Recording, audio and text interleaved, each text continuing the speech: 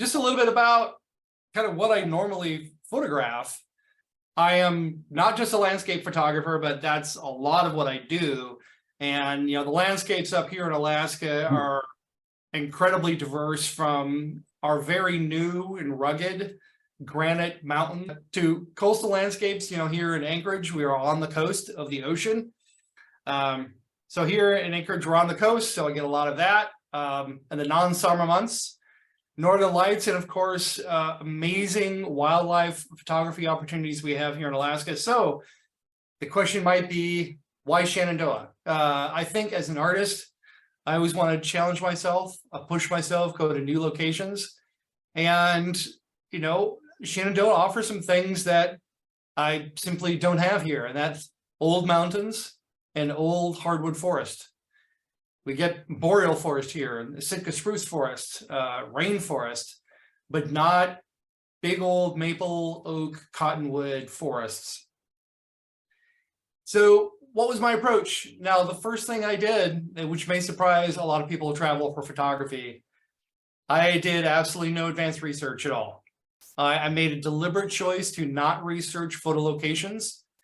I did review the park website when I was preparing to apply for the residency, because I wanted to get a kind of a sense of what were some of the current issues, but I didn't do any advanced photo research. I didn't find blogs where the best hikes were, the best views, the best locations for sunrises and sunset. The idea is I wanted to go and approach the park without any preconceptions. When I got there, first day, when I'm checking in for my residency, I conferred with park staff. I talked to them, and I wanted to get a sense of what some of their photographic needs were, because even though all you're required to do is donate one piece of art as part of your residency, I always like to donate several digital images that the park can use for whatever purposes. So I wanted to get a sense of what they needed, but I also wanted to talk to park staff about what were some of the lesser visited areas of the park. Again, with my residency application, I stressed that was something I was more interested in. And just as a part of the creative process, I like to go to places that not everybody goes to, because I'm not seeking to replicate other people's photography. I'm trying to go and create my own images. And then, of course, I just spent a lot of time connecting with nature. That's one of the things I love about nature photography, is it gives me this opportunity to notice and connect with nature in a way that a lot of people don't. It's kind of fun sometimes if I'm walking on a hike or on a drive with non-photographers, and I notice things that they don't. And that's just one of the fun things about it. So I kind of have this process I followed, and it really helped me to make the most, I think, out of the residency. First, I give myself time. I mean, that's one of the things that residencies really are great for, is to give yourself time. A lot of times with our schedules, we don't have the opportunity to go to someplace for 2, 3, or 4 weeks to spend an in-depth time exploring and photographing it.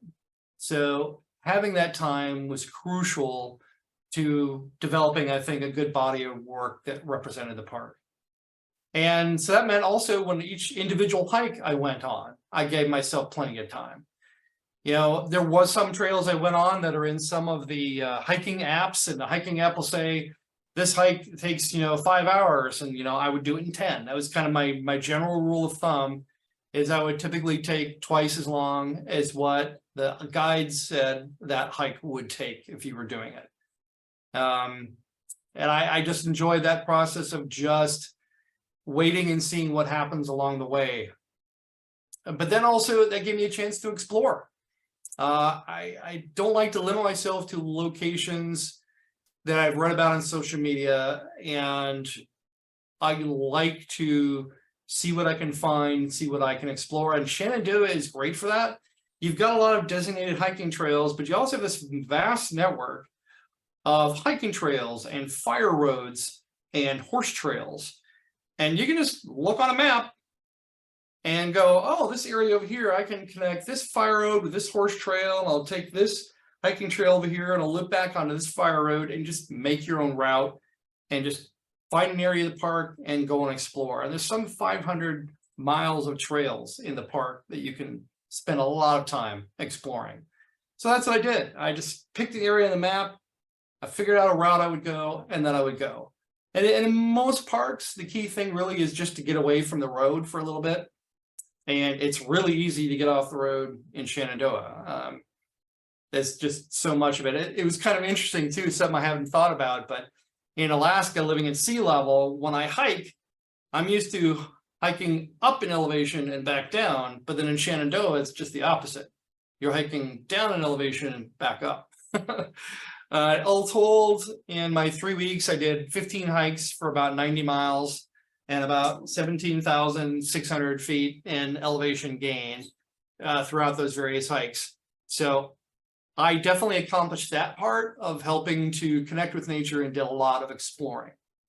So along the way, I was keeping myself out for a lot of details and watching for things that caught my attention. And this is really what kept me doubling the normal hiking time, because there is so much to explore. There's so much detail. There are so many things that you can discover. And then when I did discover a subject that I was really interested in, I studied it in a lot of detail from a lot of different angles, different perspectives, different distances, using different lenses. You know, iconic locations like Dark Hollow Falls. This was probably my favorite photo I took of it, and it's very much when I've seen subsequent, I've done some photo research. It's not a typical angle that people choose for that waterfall. But again, I'm really discovering and exploring a subject to capture it in a way that's appealing to me. Of course, the woods were full of all kinds of color and contrast. I was there at peak fall colors, and then as the leaves were falling off of the trees. So it gave me a lot of opportunities to capture different things. And of course, a lot of details on the forest floor offered a lot of opportunities. So this is kind of a quick overview of what my approach was. Now I just wanted to share some images I captured from sort of four main categories of subjects I photographed. Of course, the woods. Lots and lots and lots of beautiful, tall, old hardwood forests. Certainly it is one of the draws to, at least for those who really enjoyed the hiking in Shenandoah National Park, are the woods. Again, it was a primary motivation for me to explore this park, was to get out and hike in these old hardwoods, which is a lot different than what I get to see here in Alaska. Most of the colors in our trees are just the oranges and the yellows. So, and the reds we get the reds in autumn, but they're on ground cover in the forest or on the alpine tundra plants, not high up in a canopy. So when I was finding red, I was always stopping to photograph the red. I've always enjoyed fallen logs. I think they add so much cool texture, and they tell a little bit of a story about the ecosystem of forests and how things are, return to the soil and help new things grow. And again, as part of this examining process, I found this fallen log that also had this hole in the side of it. And I spent quite a bit of time examining this hole through this rotting log to frame up this view, looking up the trail and at the rest of the woods up ahead. I also enjoy a lot of times finding subjects that are close to the ground. And again, there's a lot of this available here on the ground floor in Shenandoah, the forests. And I saw this fern and I got down really low and see what kind of view I could get, and got a little bit of sunshine coming through it. The many trails that I hiked, white-tailed deer were a very frequent companion. So there were definitely a few times I was photographing, and most of the time when I was hiking, I had a day pack that had standard, day pack gear, layers and food and water and all that. Chamber on the bottom for a couple of extra lenses. But then I was hiking with my body and a 24 to 70 strapped to my chest. So when I encountered deer, that's what I had typically, was my 24 to 70 millimeter lens. So, but how the deer are there, they're not extraordinarily shy. So I was able to get fairly close and getting some nice kind of animal in the landscape photos with these deer as they're checking me out as I'm hiking through the woods with them. I also started each day before sunrise. So I would be out on the trail when the sun first came up over the horizon. So enjoyed a lot of getting a lot of these low sun photos shining through the trees. Of course, another one of the neat things about Shenandoah is the rock formation. So getting a lot of rock formations contrasting with the forest was made for some really fun compositions. And then even combining that with some foggy mornings to add additional mood and just enjoying, what the woods could do with that foggy, bright lighting. Didn't do a lot of like big scenic shots of the forest floor, but occasionally I would find some nice spots where there would be some neat light coming through and kind of a cool play of light and shadow on the forest floor. And this one image in particular, I really enjoyed. Or scattered light, even in almost midday light, which, normally landscape photographers are putting away their cameras, but I really enjoyed how the light was backlighting all these tiny little branches coming off these trees. And it was after most of the leaves had fallen off the trees in this area. So it created kind of an interesting effect. And of course, the diversity of flora in the forest really never disappointed and just always gave me plenty of opportunity to photograph. So of course, water, another big subject of mine when I was spending my time hiking along the trails.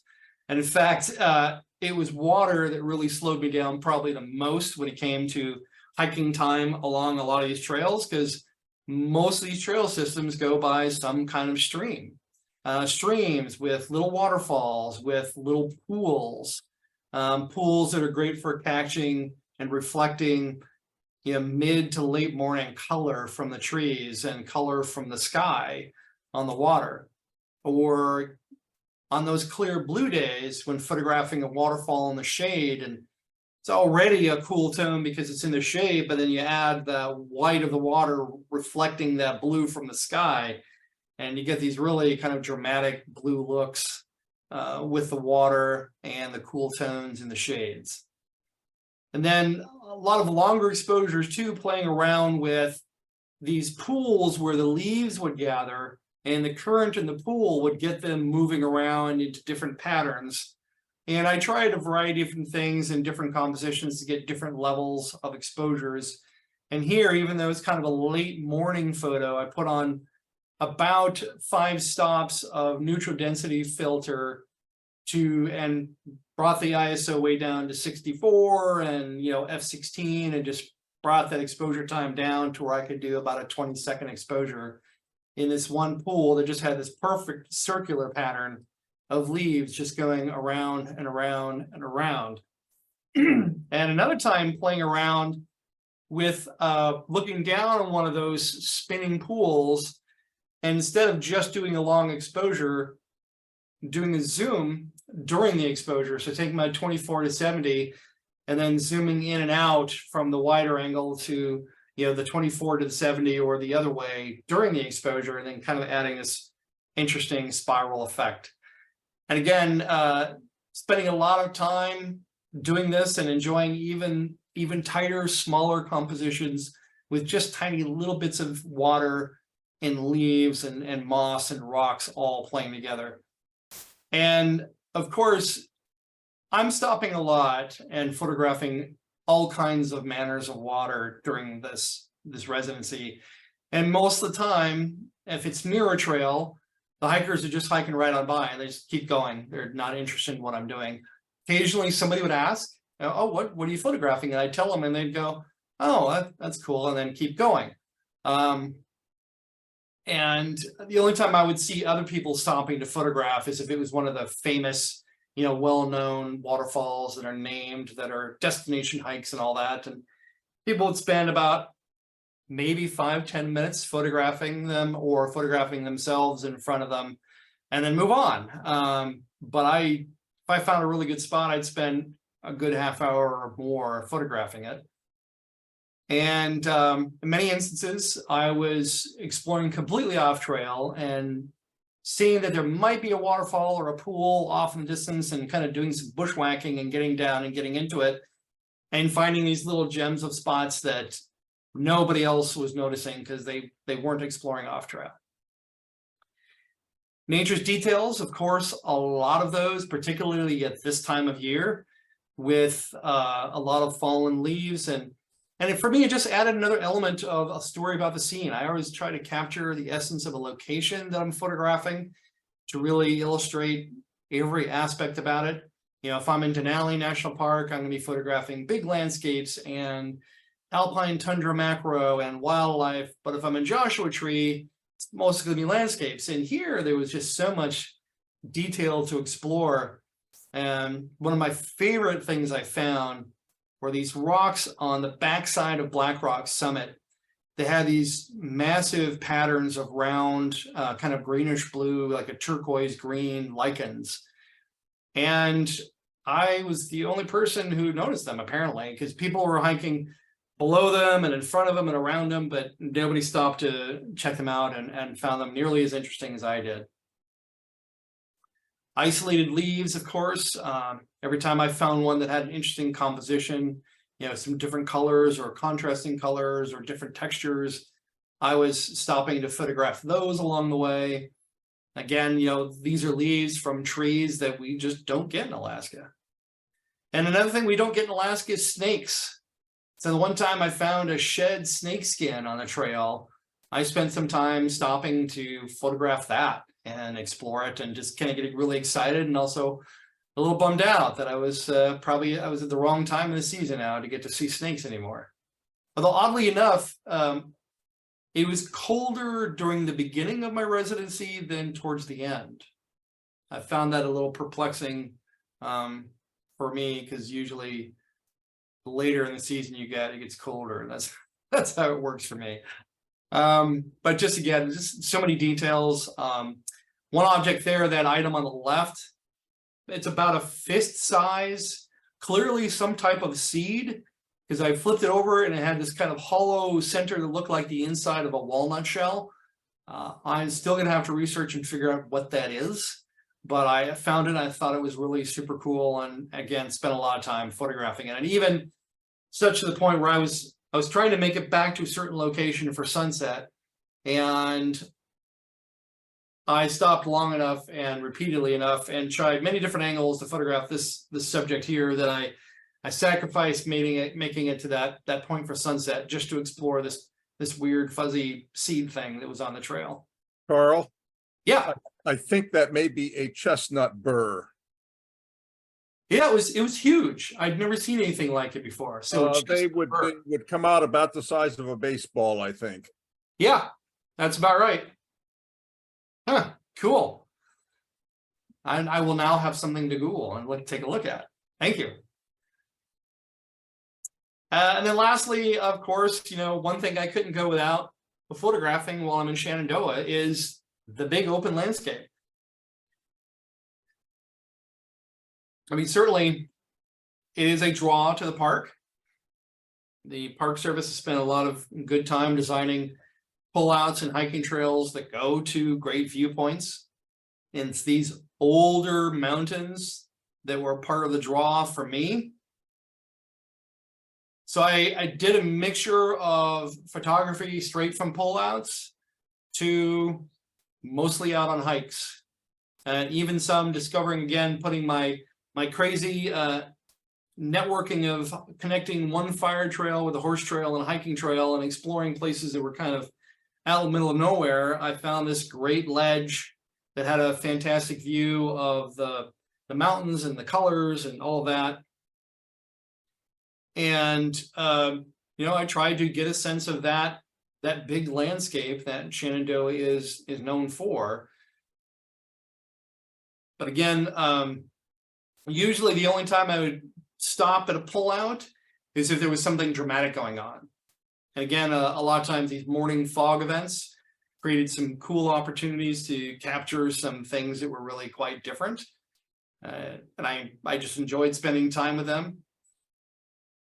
long before I got into photography, I was seriously into geology. I grew up in the Black Hills of South Dakota.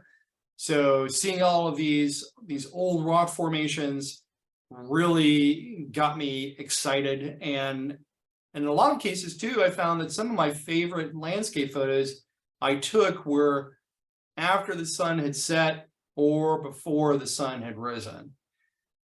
It's a great reminder that the great light comes in a variety of different forms. And of course, because I was in a big, open park, I did do at least one night of night sky photography. My criteria there's pretty limited locations to do good night sky photography because I wanted a nice open space. Through all of my hikes, I couldn't find a spot where I was hiking and there was an opening in the hike where you could look up and see night like a hole through the trees or something. So I needed a big open field. But the other thing I found that was really challenging to do was to find a spot that didn't have a lot of light pollution. And pretty much almost every direction you look from Shenandoah on the drive, Skyline Drive, there's light pollution somewhere on the horizon. So lastly, I did hike Old Rag. Now I had learned from doing my research about the park that last summer they'd implemented a pilot program to require a permit for entry to control the amount of visitors that are on Old Rag for any particular day. So I kind of saved this towards the very end. While it is kind of an iconic location, it also is a high visitation area, which is someplace that I was really avoiding. So I did two things to really minimize how many people I encountered. One, I timed my hike so that I would be at the summit at sunrise. Knowing most visitors to parks, I knew that I wouldn't encounter very many people that way. Secondly, I also hiked up what I would call the back way rather than the main route that most people follow to come up. So I minimized how many people I saw by hiking the route I did, and then also by hiking the time of day that I did. And I really enjoyed it again, as a rock hound, loving geology and seeing these rock formations that were quite different compared to what I normally get to see when I'm, back here home in Alaska. And I also I took very few pictures with people in them, but I had been shooting off to the left of this scene here as we're facing it. And there was this other hiker who had just arrived on the scene, and he stopped to take a break and have a snack and drink water. And there was just something about his shape in that place that made it so perfect to capture a photo of him with it. So I thought I would tell a little bit about the Artist in Residence program and kind of give some highlights about it. So this is my 4th National Park Artist Residency that I've had. My first was Gates of the Arctic, which is pictured here. Yeah, Gates of the Arctic National Park here in Alaska. And then I did Badlands in Rocky Mountain. And all of national park programs share similar things. And there are some 55 national park units that have artist residency programs. So it's not all just the national parks. There's national monuments and national historic sites that also have artist in residence programs. Most of them are general artist. Some have a specific requirement, like if you want to be the artist in residence at Mount Rushmore in South Dakota, you have to be a sculptor. But, that kind of makes sense. All programs generally provide you lodging in the park. You're there for anywhere from 2 to 4 weeks. Most have multiple residencies in a year, so there's an opportunity to have different times a year, and there are more than one slot that you're competing for. You do a public presentation. Typically, it's on an average about 1 per week, usually 2 total, even if it's a 3 or 4 week residency. And then you have, the obligation to donate a piece of art that was created during your residency or inspired by your residency sometime within a year upon completion of it. Now, there's 4 main sources of information where you can find out about national parks residencies. One is the National Park Service website itself. Another is an organization called Call for Entry. And in fact, that's how Shenandoah lists its residency opening and application process is through callforentry.org. The National Parks Arts Foundation does its own independent residencies in cooperation with the national park units.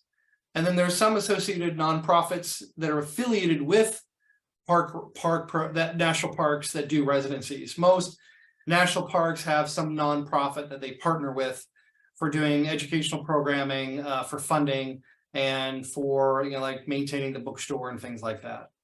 So this is the National Park Service page. Has an overview about the Artist in Residence program. There's an interactive map where it'll show you exactly where, and you can zoom in and see by region or by state what residencies are available. And for each one you click on it, takes it to that park units page, and it tells you about what their process is. Over time, I've identified which parks I'm interested in. I maintain a spreadsheet, and I have all their criteria and links and all that, and I kind of keep track of when the deadlines are and ones that I've applied for and ones that I'm still interested in. Call for entry, you just have to create a profile. You then can sign up for receiving their newsletters. They're going to give you a weekly summary of current opportunities that are available. These, unlike the parks, the regular national park residencies, most often it's a very nominal stipend, maybe $100 or $200 to help offset some of the costs of food. These National Parks Arts Foundation residencies have some pretty good stipends, like $3,000 and $4,000, but they're also typically month-long residencies too, and in some pretty far-flung remote places, like they have one in both Haleakala National Park and Hawaii Volcanoes National Park. Oh, I'm sorry, that's Call for Entry. I was talking about National Parks Arts Foundation. These are the ones that have the $3,000 or $4,000 stipends. And then, of course, associated nonprofits like Yellowstone, Yosemite, and Everglades, their nonprofits are the ones that control the Artist in Residence program. And right now, Yellowstone has suspended theirs. They suspended it during the pandemic, and they haven't opened it since. Yosemite is by invitation only, so you're going to have to be a famous artist who gets on their radar before you even have a chance of doing a residency there. Everglades is weird. You have to submit a research proposal as an artist, and I've never been able to get anybody on their end to explain to me, as a visual artist, what exactly is a research proposal? What does that mean? They really can't articulate it. All right, so things you want to do to get organized for a residency is just figure out where you want to go. I've already told you, I kind of identify places I'm interested in. I always like to start with the lesser visited national parks because there's not as much competition. And there's also going to be more kind of an open slate for creative potential to come up with your own vision. And then just come up with some sort of system that makes sense to you to keep track of the ones you're interested in. And pay close attention to that park and what its interests are, and what might be a way to describe an interesting proposal. So you have to have certain materials, an artist statement, a resume, a portfolio of your images, and a project proposal. Specifically, what are you going to do with your residency? What are your goals? And how is it going to benefit the park?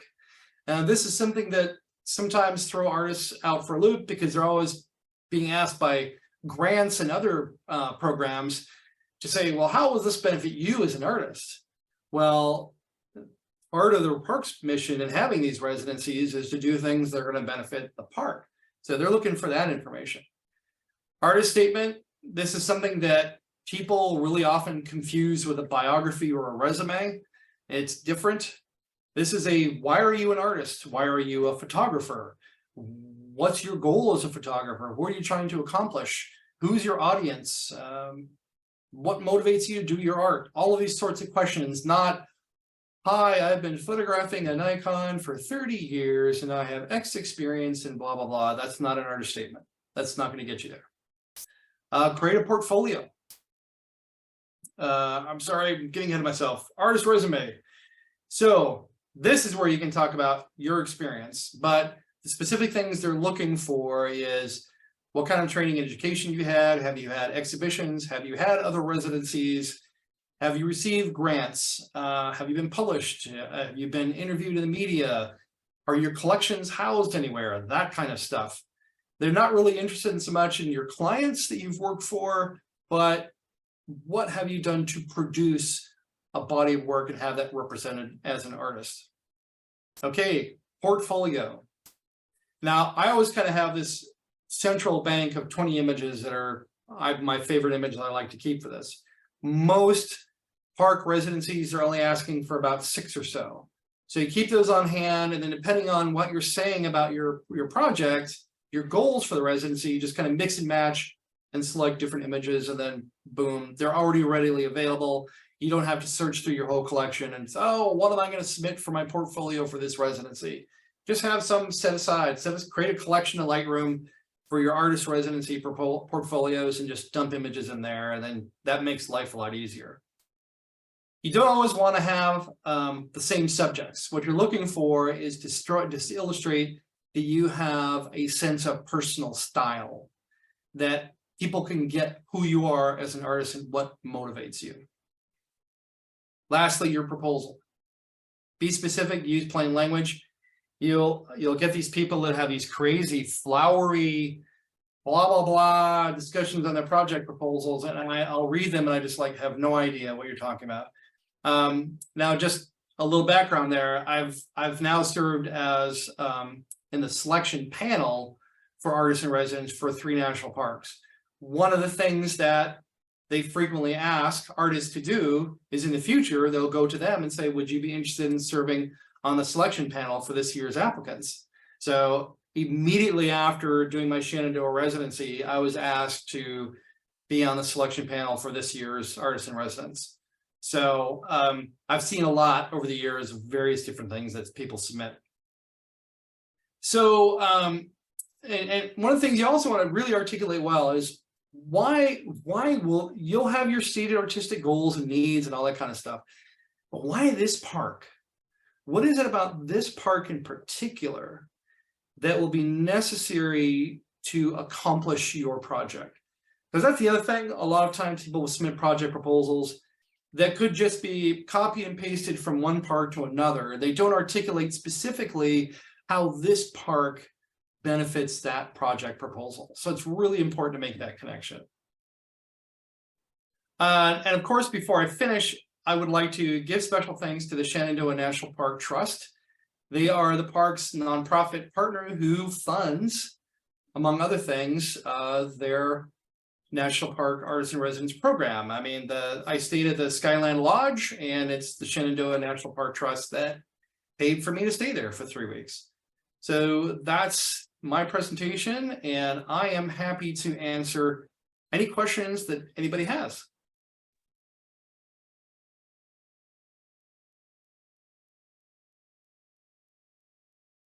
Well, it was a wonderful presentation, amazing pictures. Thank you. So I guess you mentioned you have a little like sort of carry bag. I'm sort of interested in, if you're going off for a 10-hour hike, what kind, how do you carry your equipment, and what do you take with you for that kind of a hike? So for hikes like in Shenandoah, I know I'm not going to need my 200 to 400. I'm not doing long distance wildlife shots, so thank goodness that doesn't come with. So, if I would have been thinking, I would have brought that pack up here. It's a low pro pack. It's, I think it's like a something sport or another, and it's a 15 cubic foot bag, interior space. It's got a removable section on the bottom. That's where your camera gear goes in. You can pull that out and actually strap it to your waist belt if you feel like you need to make more room for stuff. But usually what I would keep in there is, so I would have my 24 to 70 here. I have my 14 to 24 in there, my some filters, cable release, and some extension tubes for doing macro work. And then on the inside of the main part of the bag, I had, because I'm from Alaska, so I always take rain gear wherever I go. So rain gear, hat, gloves, extra layer in case it suddenly got cold. Then I'd had one set of snacks, like I with my lunch. And then I also had my 70 to 200 lens inside. Close that up on the top, outer pouch, just the quick grab snacks. On the side, water bottle. And then I could also strap a tripod on the back, and then also hiking poles on the back. So all of that, all told, less than 20 pounds. And that was sufficient to keep me going for a full day. If it were a hot day and I wasn't going to, I know I would be drinking more than what that one water bottle offered. I did bring a water pump with too, knowing that I'd be near a lot of water sources, so I could replenish my water supply anytime.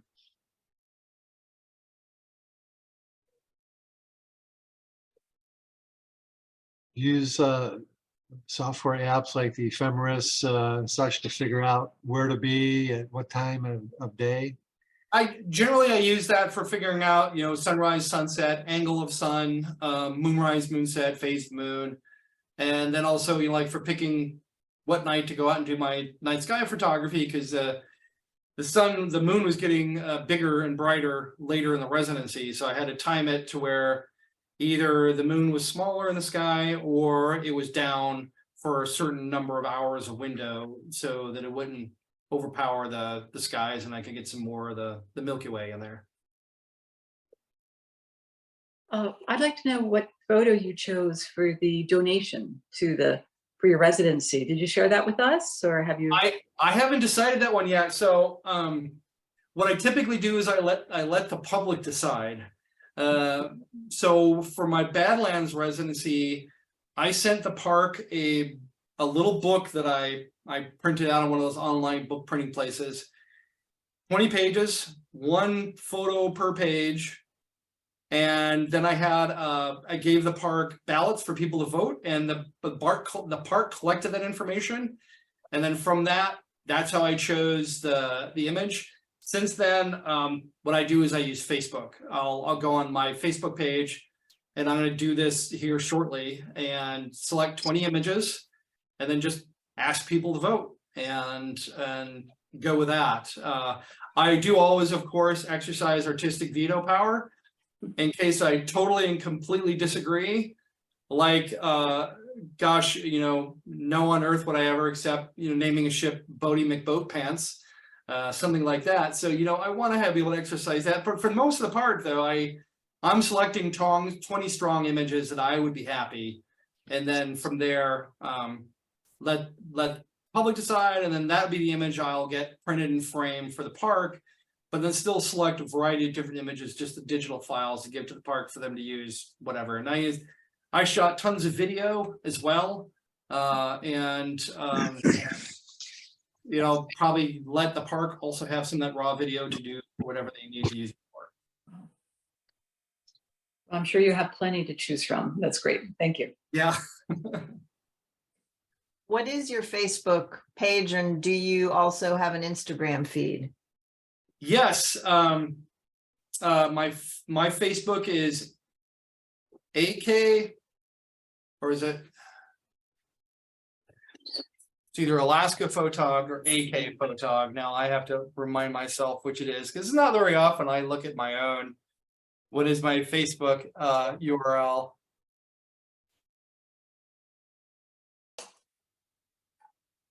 Yeah, it's AK Photog. So AKP capitalized, HOTOG.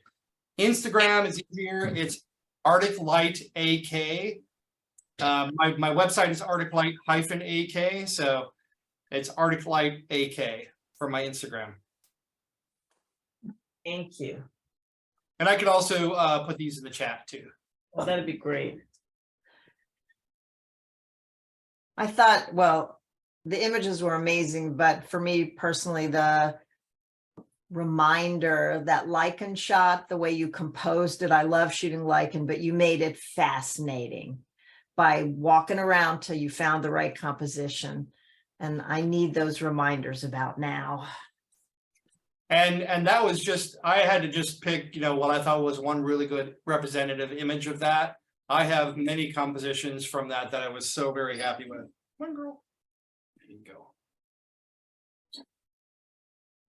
How much processing do you do?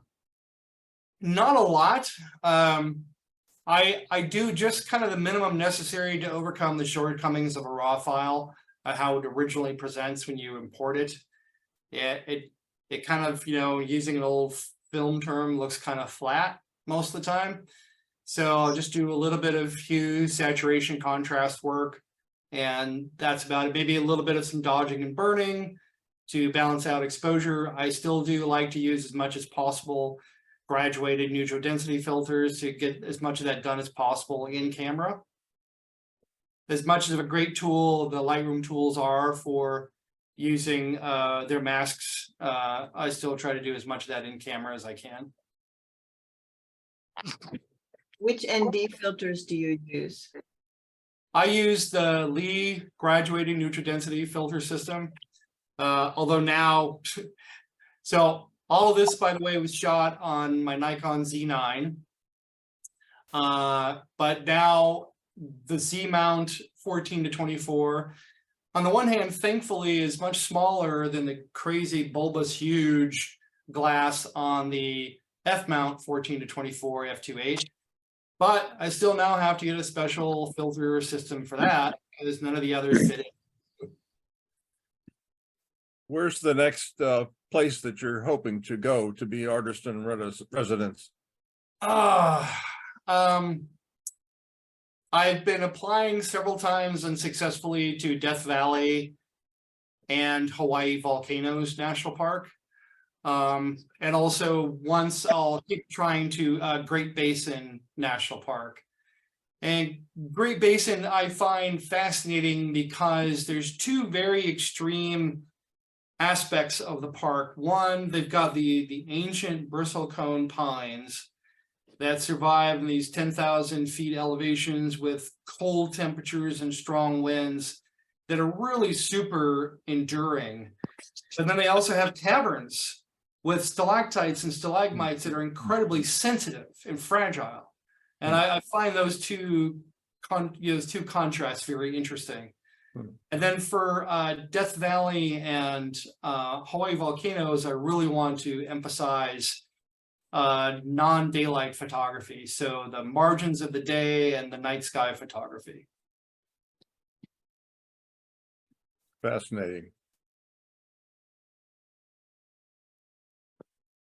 For any of the vistas, did you do any panorama photography? Yes, I did. In fact, the last slide there that I close with a thank you to the Shenandoah National Park Trust, that was a panorama. Okay. I also did a few time-lapse sequences. And one of these days in my spare time, I'm going to put together a kind of a multimedia short recount. There's likely to be like a short version, a long version of the Shenandoah residency experience. Nice. Most likely combining music and narration. Something I enjoy doing, but it's just very time consuming and there's no money to be made in it. So it's just a pure a thing of passion and love to do when I have spare time. Have you looked at dry tortugas for artists in residency? I have not. I'm familiar with it, but I have not. Tell me why I should. They just did a piece on NPR with some artists that did it a couple years ago, and they said that, when the sun goes down on that island, it's dark. And that just seemed pretty cool. Yeah, I was recently in Belize and on an island that was about 35 miles off the coast and did a little night sky photography there too. You mentioned when you were shooting the circular leaves in the water that you came down to ISO 64. What do you normally shoot at? It depends on whether I'm hand holding or on a tripod. If I'm on a tripod, where the shutter speed, where I'm not trying to get a faster shutter speed to stop movement, I'll typically shoot at a low ISO like 64. I used to do kind of the rule of thumb of anything handheld would be ISO 400, but I've recently gotten into the habit of shooting auto ISO with the minimum shutter speed engaged. So it gives me a lot of flexibility in hand holding while still maintaining a shutter speed that's suitable for hand holding. And now with that crazy new denoise AI that Lightroom has built into it, stuff that we used to not even dream of shooting at anymore makes it very accessible. I was co-guiding a photo safari in Botswana, and our one really good encounter with a spotted hyena came a bit after sunset. And I was shooting at auto ISO with my 200 or 400 at f4, and the auto ISO, and it was at minimum shutter speed, so the auto ISO kicked it up to 25,000 ISO. And I was like, this is not going to be a usable image, but I'm documenting this animal. This has been my only good chance to shoot it. After I got back is when Lightroom, it was during the trip, but after I got back, I found out Lightroom had come out with that new denoise AI. And I put that thing through it, and it's amazing what that looks like. So that's really going to kind of change my perspective on what the boundaries are for what an appropriate ISO is to shoot at.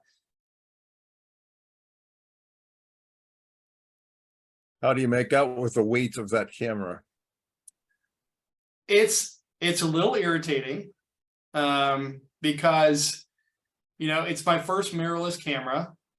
And you always hear about, one of the great benefits of the mirrorless cameras is they're like less than half the weight. But, Nikon being Nikon, they're like, we still need to make a monstrous beast. Now, I understand this is a camera designed for sports action and wildlife photographers. So it's got the built-in grip with the vertical shutter release and the larger battery and all that. I see the value of that. I'm definitely going to get a Z8, and that'll be a lot smaller. So that'll be my hiking camera. I'll save the Z9 for stuff that I'm doing from the road and, particularly wildlife, because you can't beat that autofocus with a wildlife eye detection thing is definitely a game changer for wildlife photography. Yeah.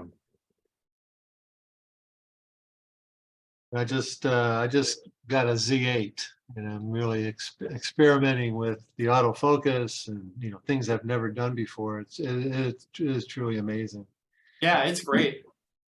And the funny thing is too, a lot of these tools like the auto ISO with the auto minimum shutter speed, we're in the Nikon D80, the D850, but I just never used them because I learned in film, and a lot of these features that are in digital cameras I just ignore, because as long as I can take the photos I want to take, then I have to admit, I didn't bother to learn all these other features. And now I've started, going to these Nikon webinars or talking about features of cameras. I'm like, okay, some of this stuff is pretty cool. I guess I should start using it.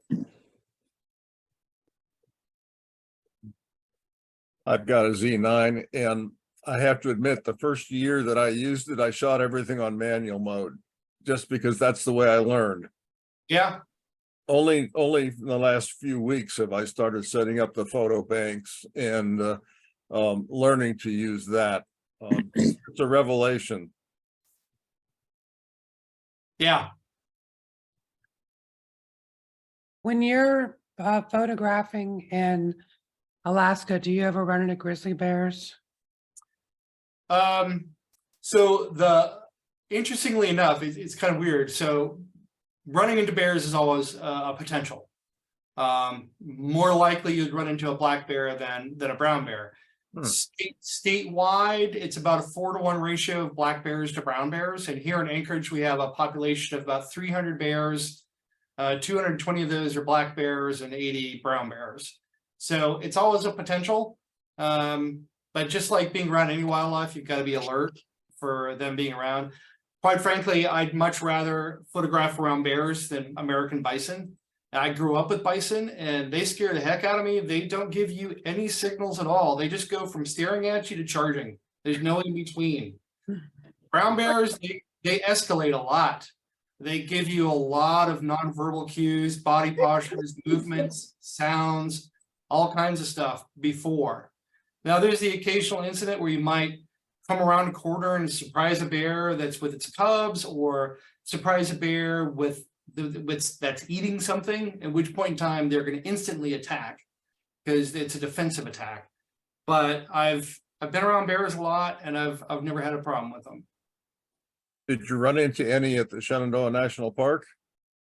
No, and I really was looking for them too, because I wanted to document that as part of my experience. But no, I didn't see any. You need to go to Yellowstone. Yeah, but unfortunately, but the great thing, like Yellowstone, people always talk about the wildlife jams. Every time you see anything from a moose to a bear, you got 100 cars clogging the road, you can't go anywhere. But Yellowstone, like most parks, 95% of the visitors never leave the road system. So if you want to see the wildlife in Yellowstone, just go for a hike, get off the road. What did you love most about Shenandoah? I just think the process of discovery I really love the most. It was so strange and different and new. I mean, even when I go to Iceland, it feels a lot of ways like Alaska, or Norway, feels a little bit like Alaska.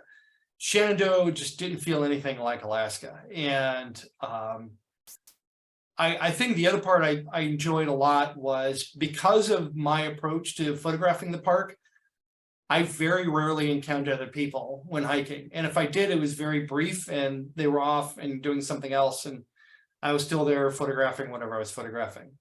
So it was very quiet, it was peaceful. And it was just always this ongoing sense of discovery. It was just a lot of fun.